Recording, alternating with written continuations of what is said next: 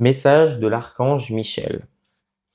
Puisse l'humanité savoir un jour tout ce que les anges, les veilleurs silencieux et les dévas ont réalisé dans la conduite de la radiation du ciel à travers l'atmosphère inférieure de la Terre, pour que le souffle physique même insufflé dans les poumons soit dispensateur de vie, plutôt que ceux-ci soient remplis du réel poison qui détruirait leur forme physique.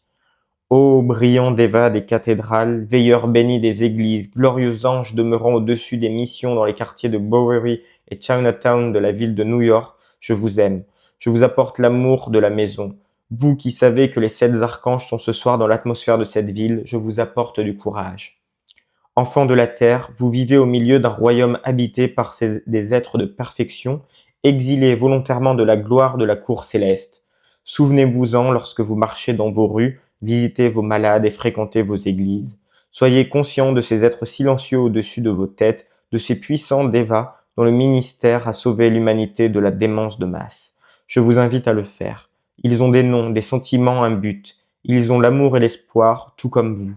Ils sont restés beaucoup de siècles dans ces pays, mais en Europe pendant des milliers d'années, en Asie pendant des centaines de milliers d'années, et ils apportent leur don de vie qualifié.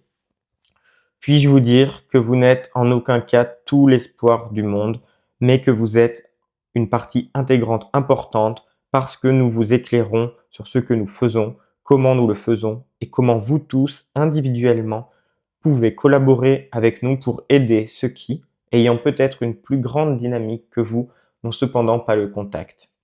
Ils n'ont pas suffisamment confiance en eux-mêmes pour franchir le gouffre de la raison et entrer dans le royaume dans lequel nous résidons. Nous vous utilisons, vous, le corps des étudiants, et tous ceux qui ont accepté la réalité des maîtres ascensionnés, pour établir un pont sur ce gouffre, cet abîme auquel il est fait constamment référence dans vos enseignements occultes et spirituels.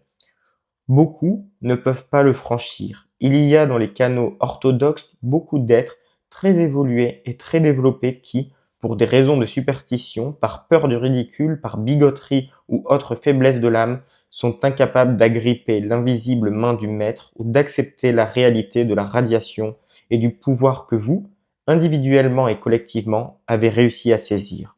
Voilà votre immense service et votre opportunité.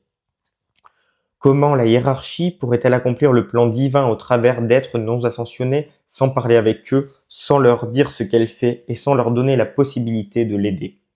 Comment une hiérarchie sacrée, figée sur un socle de marbre, privée pendant des siècles de l'usage de l'intelligence et de la parole, pourrait-elle agir autrement que par la radiation?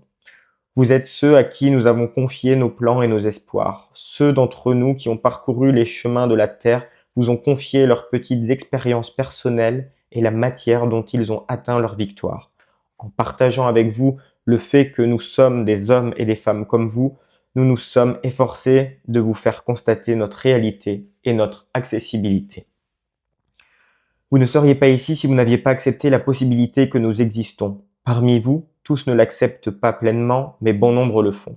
Je vous suis reconnaissant pour chaque occasion que vous donnez à tout membre de notre sincère fraternité de vous atteindre à travers le voile. Que Dieu vous bénisse pour cela.